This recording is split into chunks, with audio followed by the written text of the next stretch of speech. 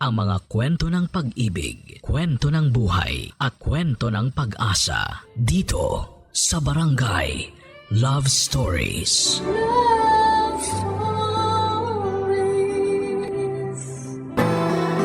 Walang pinapanganak na perpekto. Ngunit hindi ito dahilan para magkasala at paulit-ulit na maging abusado sa mga mahal natin sa buhay. Hindi kasi sa lahat ng pagkakataon ay mapagpapasensyahan nila tayo, lalo na pag naubos at napagod na sila. Ikaw, kabarangay, isa ka bang abusadong tao? Dear Papa Dudut, may kasabihan na walang magulang ang makatitiis sa anak. Ngunit may mga anak na kaya raw tiisin ang magulang. Sa kwentong ibabahagi ko sa inyong programa, ipapakita ko sa inyo na meron ding mga magulang na kayang tiisin ang mga anak nila. Ngunit bago tayo dumako doon, ay gusto ko munang magpakilala sa mga kabarangay natin. Tawagin niyo na lamang po ako sa pangalang Wena, 32 years old at taga Marikina. Sa kasalukuyan, empleyado ako sa isang pribadong kumpanya sa Quezon City. At netong taong ko lamang nadiskubre ang inyong programa sa radyo. Tapos isang araw ay nag-decide akong magpadala ng sulat sa inyo. Magsisimula ang kwento ko noong 15 years old pa lamang ako. Solong anak lamang ako ng aking mga magulang. At lumaki ako na palasimba dahil aktibo ang mama ko na miyembro ng simbahan. Iminulat niya ako sa iba't ibang relihiyosong paniniwala. At kasama na nga roon ang pagpapatawad sa mga nagkakasala sa atin.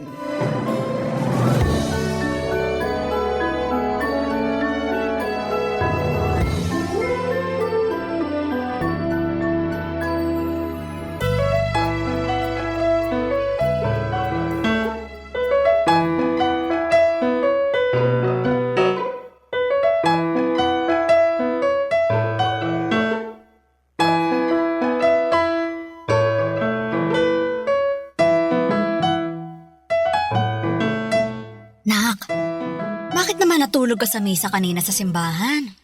Pasensya na po kayo, ma. Inaantok po kasi ako eh.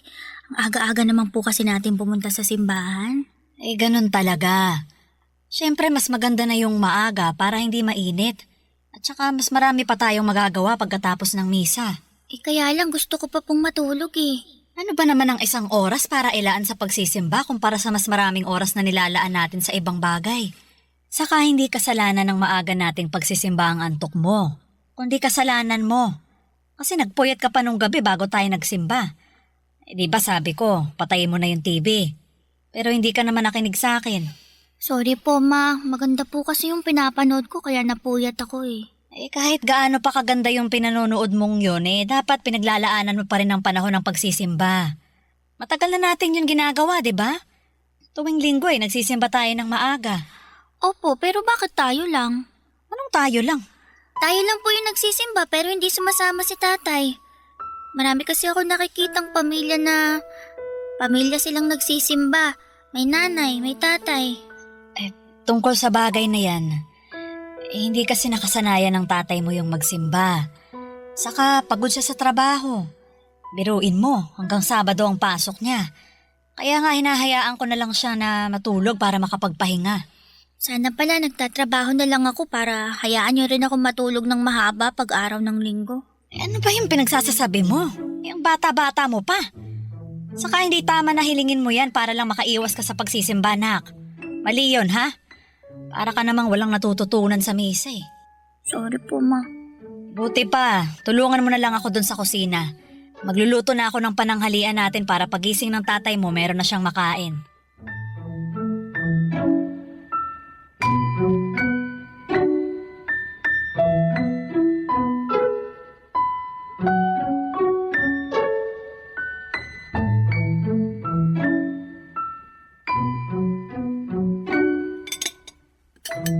Kain ng kain, Gregor. Naalala ko, nabanggit mo kagabi na gusto mong kumain yan. Sinarapan ko talaga yung niluto kong sinigang para makahigop ka naman ng sabaw. Anong masarap dito? Ang tabang-taba nga na luto mo, Lori. Anong matabang paulit-ulit ko yung tinikman. Pati ng anak mo kasi katulong ko siya kanina sa pagluluto. Sabi niya masarap naman daw. Diba, Wena? Opo, masarap po. Aba, sinasabi nyo ba na sinungaling ako kasi ako lang ang hindi nasasarapan dyan sa luto mo? Hindi naman sa ganon. Anong hindi sa ganun? Yun ang mismo pinalalabas ninyo. Hinaan mo nga yung boses mo. Hindi mo kailangang sumigaw dahil naririnig ka naman namin ng anak mo. Saka nasa harap tayo ng pagkain. Baka gabaan tayo. Gaba-gaba, hindi naman totoo yun. Kung ano-ano na lang talaga yung mga pinaniniwalaan mo, alam ka na ba sabihin kung masarap tong luto mo kung hindi naman? Hindi ko na yan makakain, nawala na ako ng gana. Teka, saan ka pupunta? Di mo pa natatapos yung pagkain mo, oh? Hindi ka ba nakikinig o sadyang bingi ka lang? Sabi ko hindi ko na yan makakain kasi nawala na ako ng gana. Hindi naman masarap yung luto na pinagmamalaki mo. Ang tabang para akong humihigop ng tubig na may mantika. May sobra ka naman magsalita. Pinaghirapan namin ang anak mo na lutuin yan. Kaya nga sana inayos nyo na rin. Sana sinarapan nyo para hindi naman masayang. Buti sana kung pera nyo pinambibili natin ang ulam, may pera ko naman. Anak na mo, bakit umiiyak yung anak mo? Wala naman akong ginagawa sa kanya. Ay malamang, natakot sa lakas ng boses mo. Ay, nak, huwag ka nang umiyak ha. Naku, nag-iinarte lang naman yan. Buti pa, kakain na lang ako sa labas. Sigurado pa ako na masarap kakainin ko doon kaysa dito sa lintik na pamamahay na to. Papadudot kung anong bait pala Simba, maunawain at mapagpatawad ng mama ko, ay kabaligtaran naman niya ang ugali at budhi ng papa ko. Maliit pa lamang ako ay gano'n na ang personality niya. Yun bang reklamador, bayolente, nakaangil palagi at palamura at mapang-insulto kahit na sa aming pamilya niya. Ewan kung bakit siya ganon, ngunit sa kabila ng lahat ay matyagang nakisama sa kanya ang mama ko. Pero sa totoo lang, habang nagkakaedad ako ay unti-unti akong nawala ng amor sa tatay ko. Hindi ko kasi naramdaman sa kanyang pagiging ama. Kaya madalas ay napapatanong ako kung ano ang pakiramdam na mahalin ng isang tatay. At sa tuwing pinahahayag ko kay mama, ang pagkadismaya ko tungkol sa ugali ng tatay ko ay palagi niya akong pinapaalalahanan. Nalawakan ko raw ang aking pangunawa. Sa makatuwid ay gusto niya na ako ang mag-adjust sa ugali ni Papa na sa bawat araw na lang yata na ginawa ng Diyos ay mas lalong lumalala.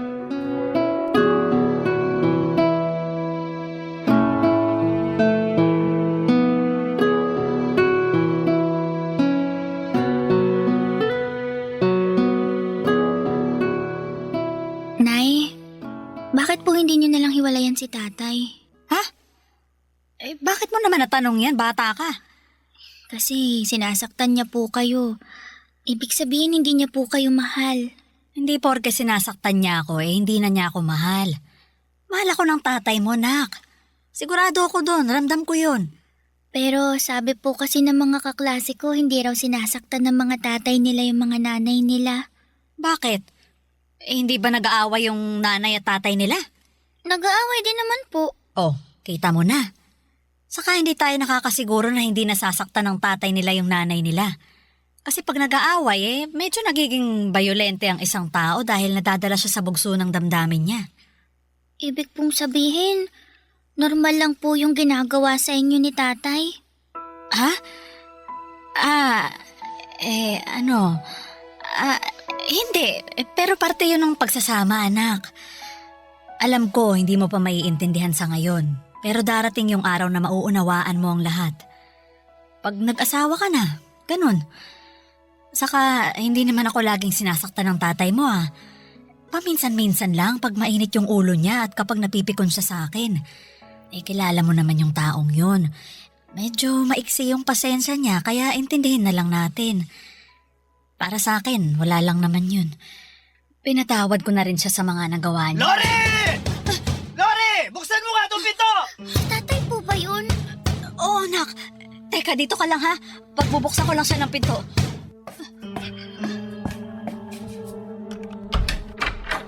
Anak ka naman ng lintik! Bakit ang tagal bubuksan ng pinto? Aray ko, Gregor! Bakit mo naman ako sinasabunutan? Tanong ka pa talaga eh. Pinapapak na nga ako ng lamok sa labas dahil sa bagal mo. Pagbuksan ako ng pinto! Paanong mabagal? Pinagbuksan nga kita. Sumasagot ka pa talaga, ha? Ayan! Ayan dapat sa'yo! Aray ko! Parang ayaw mo na, bitiwan mo ako! Ayoko! Sa kasino ka para utusan ako, ha? Ako pa rin ang masusunod sa pamamahay na to! Hindi ikaw, kaya wag mo akong uutusan! Lasing ka lang eh! Hindi mo alam ang sinasabi at ginagawa mo! Ano hindi, ha? Patutunayan ko sa'yo na alam ko! Tay, bitiwan niyo na po si nanay. Nasasaktan na po siya. Bakit ko naman gagawin yun eh? Nakakapikon tong nanay mo! Ano ba kasing ginawa ko sa iyo, Gregor? Tanong ka pa talagang tanga ka! Sige na po, tay. Bitiwan niyo na po si nanay. Bakit ka ba kasi nakikisali sa amin, ha? Gusto mo ikaw na lagi palit ko dito sa nanay mo? Gregor, wag na wag mong sasaktan ang anak natin! Anak ba natin tong maingay at makialamerang batang ito, ha? Tay, ako po to. Si Wena. Sino Wena? Sino Wena? Wala akong kilalang Wena! Gregor naman, bitiwan mo na ako! Kanina pa ba ako sinasabunutan ka! eh! Huwag mo sabi akong uutusan! Ang ingay!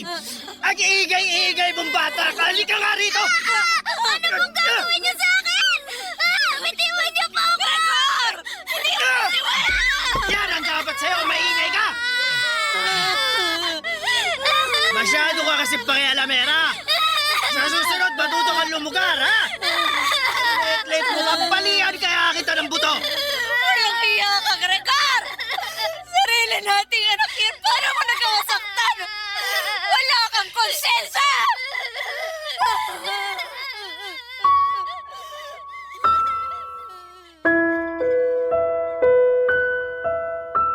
Papadudot dahil sa nangyari ay mas lalo lamang lumalim ang galit ko sa papa ko. Hindi na kasi siya nagbago katulad ng sinasabi ni mama na palagi raw niyang pinagdarasal sa Diyos. At patunay nga ang nangyaring pananakit niya sa aming dalawa. Natakot ako ng sobra para sa kaligtasan namin ng mama ko. Mabuti na lamang at umalis din si papa sa bahay pagkalipas ng ilang minuto. At wala kaming ideya kung saan siya nagpunta. Bago kami matulog ay paulit-ulit kong ipinagdarasal sa Diyos na sana'y hindi na umuwi sa bahay namin ng papa ko. Wala akong pakialam kung ano ang mangyari sa kanya sa labas ng pamamahay namin, masigurado ko lang na ligtas kami ng aking mama. Ngunit kabaligtaran noon ang dasal ni mama noong marinig ko siyang humihikbi sa altar namin sa bahay.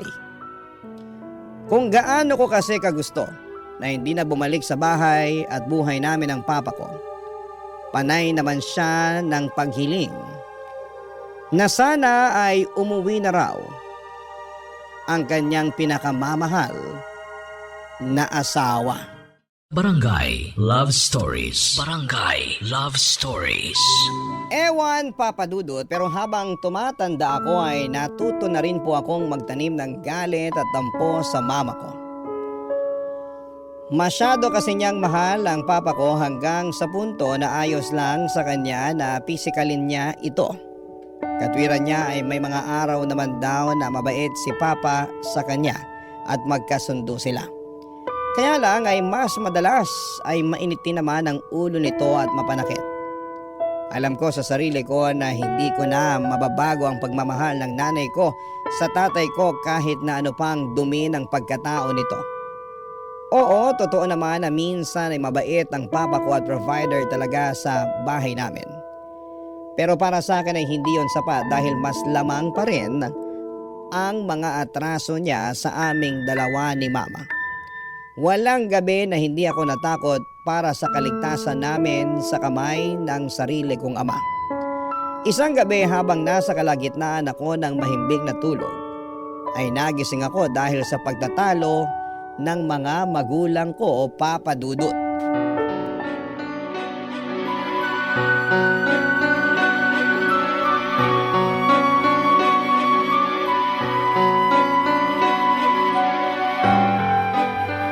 Ewan ko sa'yo, Lori. Marumi ka lang talaga mag-isip, malisyosa. Ako pa talaga ang malisyosa at marumi mag-isip? Sino pa nga ba? Alangan naman ako ikaw yung nagpapaniwala sa mga walang katuturan text message na yun, di ba? Paano hindi ako maniniwala? Kilalang kilala ka nung nag-text. Wala lang yun. Baka naninira lang yun. Ewan ko ha, pero ang hirap balewalain eh. Ano mahirap doon? Pwede mo naman burahin yung text at kalimutan na lang ang lahat, di ba? Bakit ba kasi kayo mga babae gustong-gusto niyong pinapakomplikado ang lahat? Hindi namin pinapakomplikado pero palaging tama ang kutob namin. Ano gusto mong palabasin? Natama nga yung kutob mo wala ka namang ebidensya. Nasisarahan ka na yata ng ulo Kaya nga tinatanong kita eh. Gusto kong maging tapat ka sa akin dahil asawa mo ako. Alam mo, ikaw! Edgar! Itiwan mo ko, hindi ako makahinga. Bibitawan lang kita pag nanahimik na yung maingay mong bibig. Tay! Bitiwan niyo po si nanay! Wala. Maawa na po kayo! Bitiwan niyo po si nanay! Nasasaktan na po siya Edgar, bitiwan mo na ako. O ayan! Binitiwan na kita para manahimik na kayong mag-ina. Bakit niyo naman po sinakal si nanay? Ano po ba ginawa niya sa inyo? Yan kasi ang nanay mo, masyadong madaldal. Anong masyadong madaldal? Nagtatanong lang ako. Ikaw yung bigla-bigla na lang nagagalit dyan. Wala naman akong ginagawa sa'yo. Aba naman! Gusto mo yatang masampal Tama na po! Huwag niyo na masaktan si nanay! Ikaw naman, kung makaiyak ka naman dyan, akala mo, grabe na yung ginawa ko sa nanay mo. Hoy! Para sabihin ko sa'yo, kulang pa yung inaabot niyang sakal. Ano bang plano mong gawin sa akin, Aber? Ay gusto mo, gawin ko na lang, kaya sasabihin ko pa sa'yo. Nay! Tay! Huwag na po kayo mag-away! Ang lalakas po ng boses niyo, mga kapitbahay natin magising sa ingay niyo Buti pa tong anak mo, may paki sa mga kapitbahay. Wen, huwag ka nang umiyak, ha? Hindi naman kami nag-aaway ng tatay mo, eh. Nag-uusap lang kami, ha? Hindi na po ako bata para hindi malaman yung kaibahan ng nag-uusap at nag-aaway, Nay!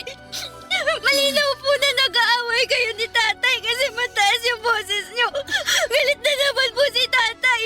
Sinakal pa nga niyo kayo Tungkol sa bagay na yun. Hindi naman kasi makakatikim ng sakal yung mama mo kung nanahimik na lang siya. Hoy! Hoy, Lori! Hindi lahat ng tanong sa isip mo dapat bosesan mo na, lalong ikaiinit ng ulo ko yon. Ayusin mo lang talaga. Hoy, Wena! Kung may paki ka sa mga kapitbahay, pati ikaw, manahimik ka. Tumigil ka na sa kakaiyak, puro ka na lang iyak. Tanda mo na! Opo, tay. Yan! Ganyan ang gusto ko! Yung masunurin! O kita mo, Lori, buti pa yung si Wena marunong sumunod. Matuto ka dyan sa anak mong lintik ka bago pa kita masampal sa susunod. Buti pa, matutulog na ako. Hoy, Lori, huwag kang tumabi sa akin, ha? Kung ayaw mong sungal-ngalin kita.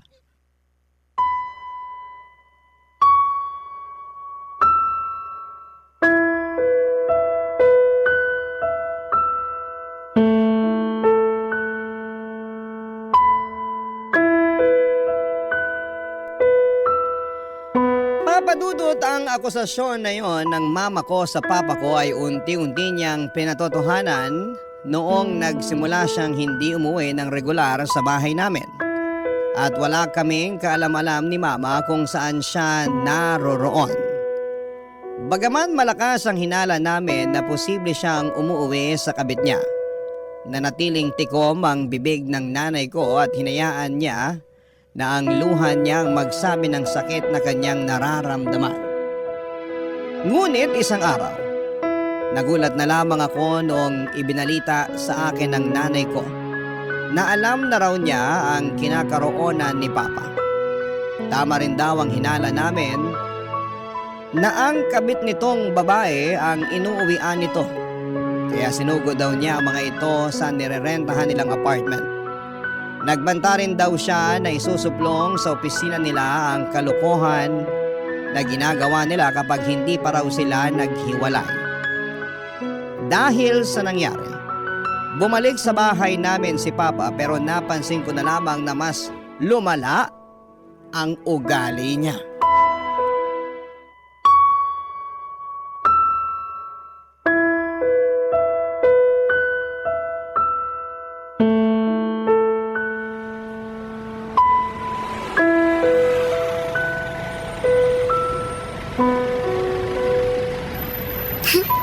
Ang gaganda at ang babango ng mga bulaklak na pinitas ko para kay nanay. Excited na akong ibigay ito sa kanya. Aru! Wena! Ay, Wena! Ay, naku, buti naman nandiyan ka na. Bakit po, Aling Hilda? Yung nanay mo! Ando sa inyo, binubugbog na naman ang tatay mo! Mabuti pa, puntahan mo na! Awatin mo na kasi baka ano pang magawa ng tatay mo sa nanay mo! Ano, bilisan mo na, umuwi! Dali na! Opo.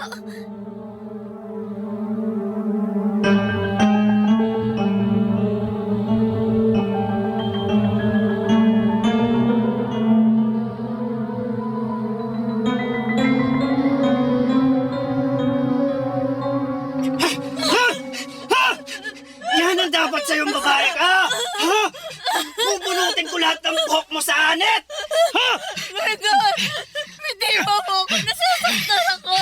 Ha? Nay! Bitiwan niyo po si nanay! Oo ba? Nandito na pala ang tagapagtanggol mo eh! Wala! Ha? Umalis ka na! Ayoko po! Hindi ko po kayo iiwan dito! Umalis ka na! Takbo na, anak! Baka mamaya madamay ka pa! Hindi ko po kayo iiwanan dito, Nay! Nakakatuwa naman kayong mag-ina! Kung ayaw mo palang iwanan ng nanay mo, eh di dalawa na lang kayong sasakalin ko! Edgar! Hindi wag mong sasaktan ang anak ko! Anak ng hayop ka, Lori! Tinulak mo ako! Takbo na, Wena! Takbo na! Tara na, dali! Dali! Ayoko, Nay!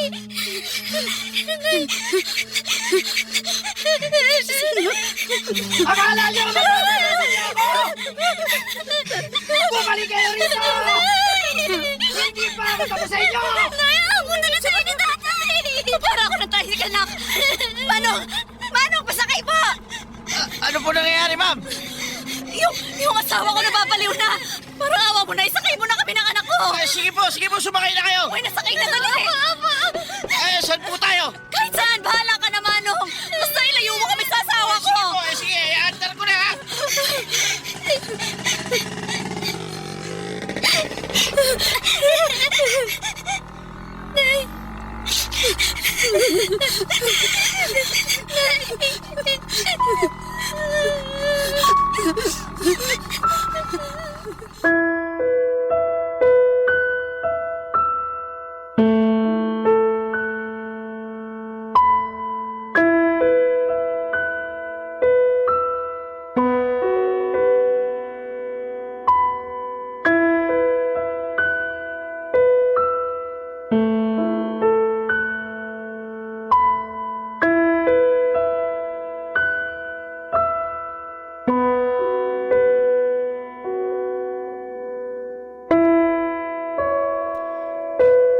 Papadudot nakatakas kami ni Mama sa naguhirimentadong si Papa.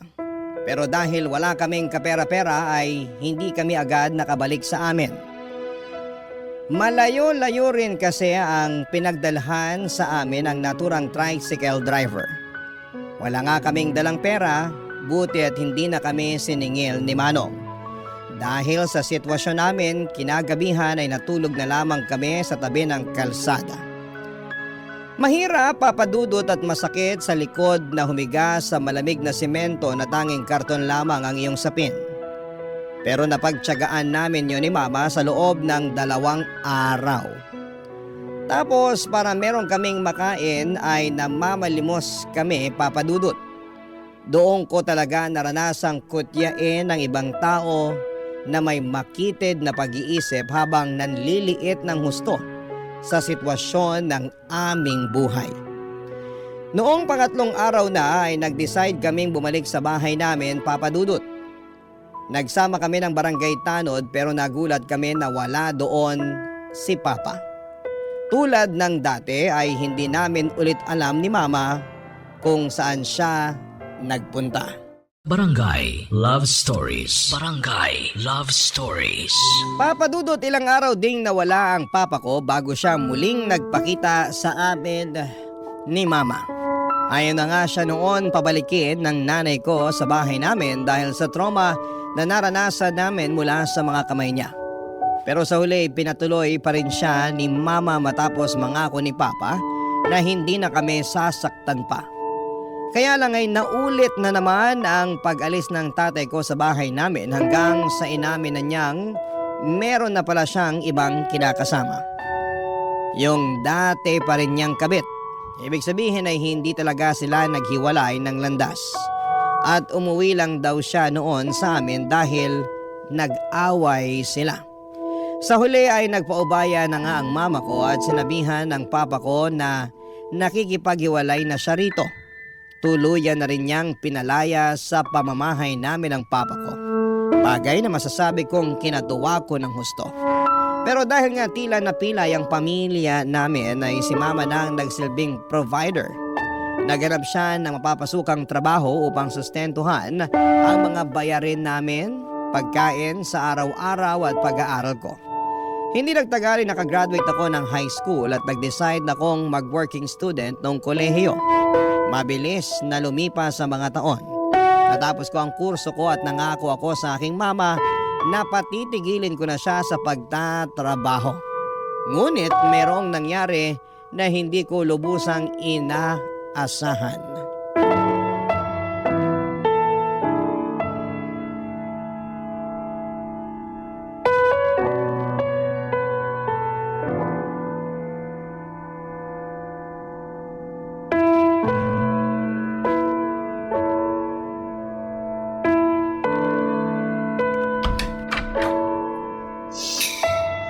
Dito na po ako.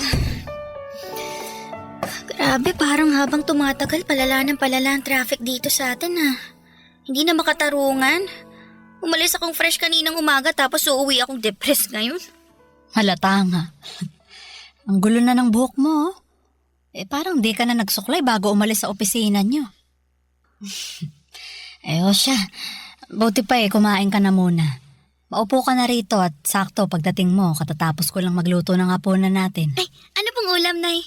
Pritong bangos. Ay, wow, tagal ko na pong request niya, Nay Oo, kaya nga niluto ko na para bawing-bawi sa pagod mo ng buong araw. Halika na rito sa mesa. Masamang pinaghihintay ang grasya. Apo, Nay.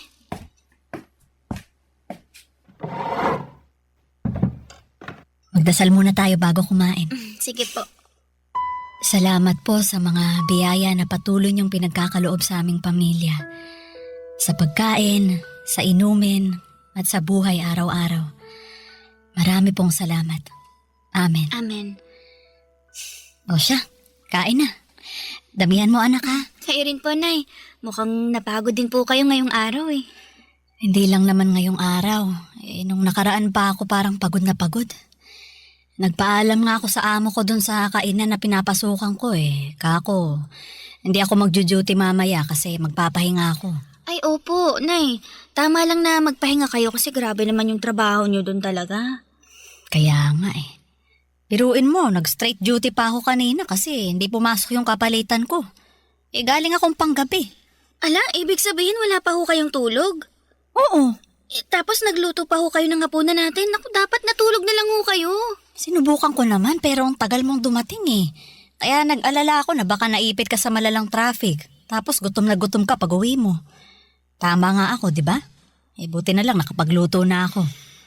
Ay, salamat, Nay pero nag-aalala pa rin ho ako sa inyo Huwag kang mag-alala. Kulang lang naman ako sa tulog. Buti pa kumain na tayo. Sige po. Teka, parang nahihirapan yata akong huminga na. Oh, Nay, anong nangyayari sa inyo? Hirap lang akong huminga na. Nay, Nananakit yung dibdib ko. Sandali, teka Nay, dadalhin ko kayo sa ospital. Anak, tulungan mo. Tulungan mo ako. Nay, ano pong nangyayari sa inyo? Nay! Nay, gumising ko kayo! Sandali, hihingi ako ng tulong sa kapitbahay. Tulong! Tulungan niyo ako! Nanay ko! Nanay ko! Tulungan niyo ako! Dali siya sa ospital! Nay! Nay, gising!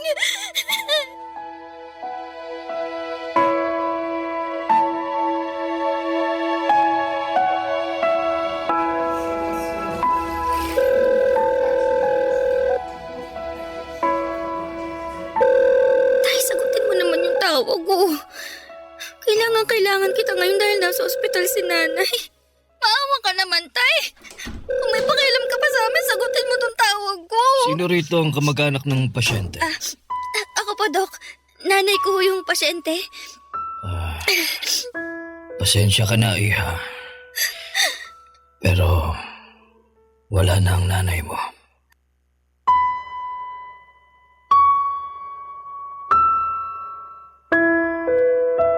Papadudot namatay ang mama ko dahil sa atake sa puso. At ako lamang mag-isa ng mga panahong yon. Hindi ko nga makontak ang papa ko at wala kong kaideya-ideya kung saang lupalop ng Pilipinas ko siya hahanapin. Dahil sa mga nangyari sobrang tulala ako at halos mawala ng lakas. Buti na lamang at tinulungan ako ng mga nurse doon para matawagan ang mga kamag-anak ni mama. Hindi kami mayaman ngunit nagtulong-tulong sila upang mailabas sa ospital ang bangkay ng mama ko at mabigyan siya ng desenteng burol. Iyak ako ng iyak ng mga panahong yon dahil wala na ang pinaka-importanteng tao sa buhay ko. Sobrang biglaan ang mga pangyayari at walang nakapaghanda sa unos na tumama sa aming pamilya. Litong-lito ako ng mga panahong yon at nagdadalamhati. Tapos isang araw ay biglang nagpakita ang magaling kong ama sa burol ng mama ko.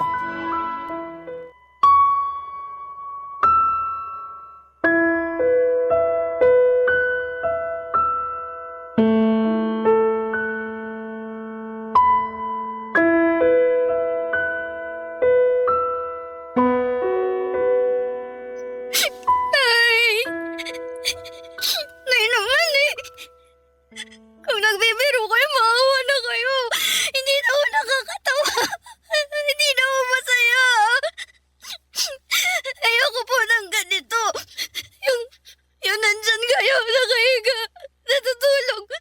Alam kong hindi nagigising pa ulit. Sana po, Nay, managinip lang to kasi ang sakit-sakit. Ang hirap ng gabi na mawala kayo sa piling ko! Hindi ko po kaya, Nay! Paano na po ako? Iniwan na tayo ni Tatay, pati ba naman ako iiwan niyo rin? Hindi ko po kaya, Nay! Nay, gumising na po kayo! Bangon na kayo! Sana hindi totoo na wala na kayo! Wena, may bisita ka na. Tatay mo. Sino? Wena, anak ako ito. Tatay mo. Alam ko na, may sama ka ng loob sa kanya. Ayoko sana siyang papasukin dito sa chapel, pero nagpupumilit na gusto raw niyang makita ang asawa niya sa huling pagkakataon. Tsaka, burol naman to ng nanay mo, nak. Ayoko naman gumawa ng eksena kaya pinapasok ko na siya. Di ba wala akong kaso yun, Chang? Salamat po. O sige, maiwan ko na muna kayo ha, na makapag-usap din kayo. Sige, salamat po.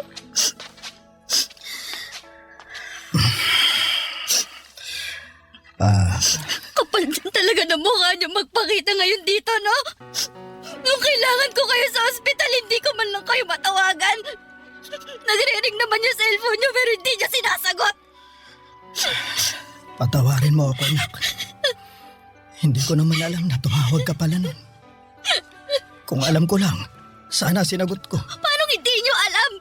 Bakit hindi niyo mahawak yung cellphone niyo? Oo, wala sa akin. Asan? Sa kabit niyo? Kaya hindi niya sinasagot kasi ako yung tumatawag. Siya rin yung nagpatay ng cellphone niyo, ganon? Oo, pero nag-away na kami. Nagalit ako sa kanya kasi hindi niya sinabi agad na... Ano gusto niyo maramdaman ko, ha? Magtatalon ako sa tuwa dahil nagalit kayo, inaway niyo siya? Hindi naman sa ganon, anak. Wag niyo akong tatawaging anak dahil hindi ko matandang nagpakatatay ka sa akin. At kahit na hanggang sa huling sandali ng nanay ko, wala kayo! Wala ka! Alam mo, kasalanan niyo talaga kung bakit siya namatay eh. Kung hindi niyo sana siya pinasakitan noon, binugbog, pinasama ang loob, di sana kasama ko pa rin ang nanay ko ngayon! Kayo talagang pumatay sa kanya! Kaya nga gusto kong humingi ng kapatawaran sa nanay mo. Kaya anin niyo pa yung kapatawaran sinasabi niyo! Hindi niyo na yan maririnig pa! Sige nga! Sana patawarin mo ako. Nagsisisi na ako. Walang sandali simula nung malaman kong namatay na si Lori na hindi ako binagabag ng kalooban ko. Sinasabi niyo ba na kung hindi namatay ang nanay ko, hindi pa kayo mapapagabag at magsisisi? Sabi ni, ang takakapal ng pagmumukha mo! Buti pa umalis na kayo rito! Ayoko na makita ang pagmumukha mo dahil nasusuka ako sa pagkatao mo! Wala kang karapatang makita ang nanay ko kahit nasa huling sandali niya dahil wala kayong kwentang asawa!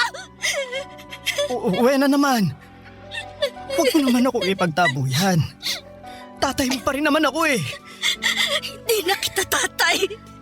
Simula sa mga oras na to, pinuputol ko ng ugnayan natin sa isa't isa. Kaya lumayas ka na! Layas!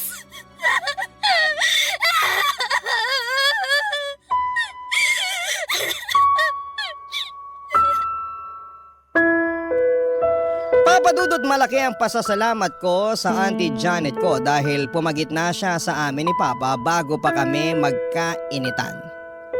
Buti na lamang din at nakinig siya sa auntie ko na umalis na lamang Papadudot. Pagkaalis niya ay napahagulhol akong muli dahil sa magkahalong galit at matinding sama ng loob. Para sa akin, Papa Dudut, ang kapal na mukha ng papa ko na magpakita sa burol ng mama ko at tumakto na nagsisisi, pero noong nabubuhay pa naman si mama ay hindi namin mahagilap ang anino niya. Kaya nga pinangatawanan ko na lamang na hindi niya makikita ang mama ko hanggang sa huling hantungan nito. At kahit na masakit, kahit na mahirap mabuhay ay nagpatuloy pa rin po ako. Walang araw na hindi ko nami-miss si mama kahit na ilang taon na ang lumipas. At kahit na alam ko na nandyan pa naman ang papa ko ay hindi ko talaga siya kayang patawarin. Pero netong 2025 lang ay nag-reach out siya sa akin at sinabi niya na meron siyang malubhang sakit. Pero hindi ko siya kinausap dahil ayaw ko na ulit siyang makita pa. Kung natiis niya kami noon ni mama ay mas kaya ko siyang tiisin ngayon. Hanggang dito na lamang po, Papa Dudut, ang sulat ko. Maraming salamat po sakaling mapili po ninyong i-ere sa programa ninyong Barangay Love Stories. God bless po and more power sa inyong programa. Ang inyong kapuso at kabarangay forever, Wena. Anong say mo sa Barangay Love Stories na ito? Pagkwentuhan natin sa comment section yan.